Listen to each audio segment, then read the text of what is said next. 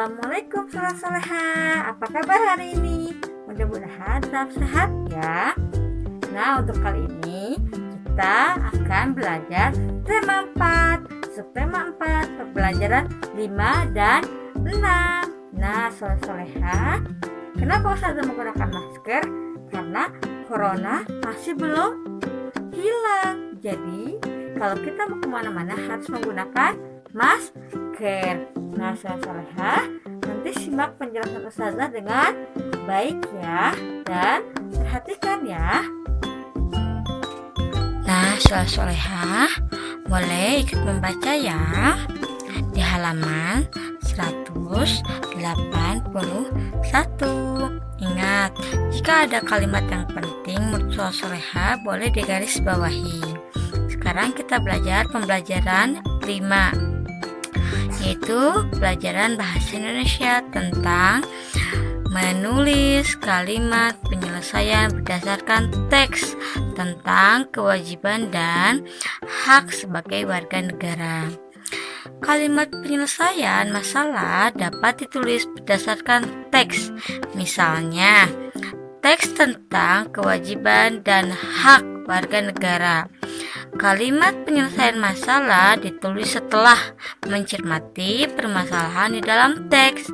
Setelah menemukan permasalahannya, barulah kita menyusun pendapat kita yang sesuai dengan penyelesaian masalah tersebut. Pendapat kita disusun menjadi kalimat penyelesaian masalah seperti itu. Nah, di sini ada ayo berlatih. Nanti soleha boleh dibaca. Selanjutnya kita buka halaman 182. Nah, nanti di sini soleha boleh tulis 3 kalimat saran berdasarkan teks di atas. Tuliskan jawabannya di kolom berikut. Boleh di teks yang tadi ya, soleha. Sekarang buka halaman 182. Kita akan belajar tentang PPKN, tentang materinya menghargai perbedaan. Bangsa Indonesia adalah bangsa yang terdiri atas beraneka ragam suku bangsa, agama, budaya, dan adat istiadat. Apa maksudnya? Jadi di Indonesia itu banyak, misalnya suku bangsanya, terus agamanya. Suku bangsa itu apa? Misalnya suku bangsa itu kayak Jawa, misalnya Batak, itu seperti itu ya. Kemudian di sini agama. Agama itu misalnya agama Islam, Kristen, Cina, misalnya Cina itu Konghucu, misalnya seperti itu. Budaya itu banyak, misalnya budaya Indonesia itu ada apa aja. Nah, itu adalah keberagaman Indonesia, dan ada adat istiadat. Selanjutnya, keberagaman tersebut tercermin dalam kehidupan sehari-hari masyarakat Indonesia. Sikap saling menghormati dan menghargai menjadi sangat penting diterapkan di masyarakat yang terdapat keberagaman. Sikap saling menghormati dan menghargai antar warga dapat menciptakan persatuan dan kesatuan di negara Indonesia. Jadi meskipun kita itu berbeda-beda, tapi kita saling menghargai dan harus saling menghormati. Bayangkan kalau kita tidak saling menghargai dan tidak saling menghormati antar warga, maka akan tercipta misalnya permusuhan, perkelahian maksudnya. Tapi jika kita saling menghormati dan saling menghargai, nanti pasti akan tercipta kenyamanan, persatuan, dan kesatuan di negara Indonesia. Setiap warga juga dapat memahami hak dan kewajibannya sebagai warga negara. Contoh kewajiban kita sebagai warga negara dalam masyarakat yang beragam adalah saling menghormati antar pemeluk agama yang berbeda. Lanjutkan ya. Adapun hak yang diperoleh sebagai warga negara adalah suasana aman dan tentram tinggal di lingkungan yang beragam. Hak dan kewajiban tersebut harus dilaksanakan dengan baik dan sungguh-sungguh oleh seluruh warga negara. Dengan demikian, kehidupan yang harmonis, aman, dan damai di Indonesia dapat tercipta. Jadi kalau kita saling menghargai, nanti kita akan mendapatkan kehidupan yang harmonis, aman, nyaman, damai. Selanjutnya ya. Dibuka halaman 183. Di sini kita akan belajar matematika tentang menyelesaikan soal cerita pembagian dua bilangan yang hasilnya diketahui. Ayo kita ingat kembali tentang cara menemukan pasangan bilangan dengan pembagian tertentu. Nah, saudara pasti di pembelajaran sebelumnya sudah pernah diajarkan ya, atau pernah diingatkan sama ustadz-ustadzah yang lain. Pernah dipelajari. Lanjut, kamu dapat menggunakan operasi hitung yang merupakan kebalikan dari pembagian, yaitu perkalian. Jadi, kebalikan dari pembagian itu adalah perkalian. Perhatikan contoh soal cerita berikut. Di sini ada soal cerita ya. Nanti ustazah juga akan memberikan soal cerita. Lani dan ibunya ingin membagikan sejumlah es buah kepada warga yang sedang bekerja bakti. Jumlah warga yang hadir diperkirakan sebanyak 50 orang. Berapa gelas es buah yang harus disiapkan dan berapa gelas untuk setiap orang yang hadir? Permasalahan tersebut dapat ditulis sebagai berikut. Nih, banyak total gelas es dibagi banyak gelas es untuk setiap orang sama dengan 50. Nah, dilanjutkan halaman 184. Sini. Ambil bilangan pengali sembarang yang merupakan banyak gelas es untuk setiap orang. Misalnya, kan kalau pembagian itu kebalikannya adalah maksudnya iya betul. Pembagian itu kebalikannya itu adalah perkalian. Nah, ini kita lihat dulu ya. Misalnya ada 3 gelas. Banyak total gelas es yang harus disiapkan dapat ditentukan sebagai berikut. Nah, kita belum tahu ya berapa yang harus disiapkan es buahnya. Berarti titik-titik dibagi. Di sini misalnya ada 3 gelas. Berarti dibagi 3 sama dengan 50. Berarti berapa dibagi 3 yang hasilnya 50? Untuk lebih mudah, karena pembagian itu adalah kebalikannya dari perkalian, maka dibalikan saja. 50 dikali 3 sama dengan 150. Jadi banyak total gelas es yang harus disiapkan adalah 150 gelas, dan banyak gelas es setiap orang adalah 3 gelas. Seperti itu ya soleh-soleha. Nah, ustazah pun ada contoh lain. Nah, ini contoh lainnya ya. Misalnya, Ibu dan Tina ingin membagikan sejumlah gelas jus mangga kepada teman-teman. Jumlah teman yang ada diperkirakan ada 35 orang. Berapa gelas jus mangga yang harus disiapkan dan berapa gelas untuk setiap orang yang hadir? Ini permasalahannya adalah banyak total gelas jus dibagi banyak gelas es untuk setiap orang sama dengan 35.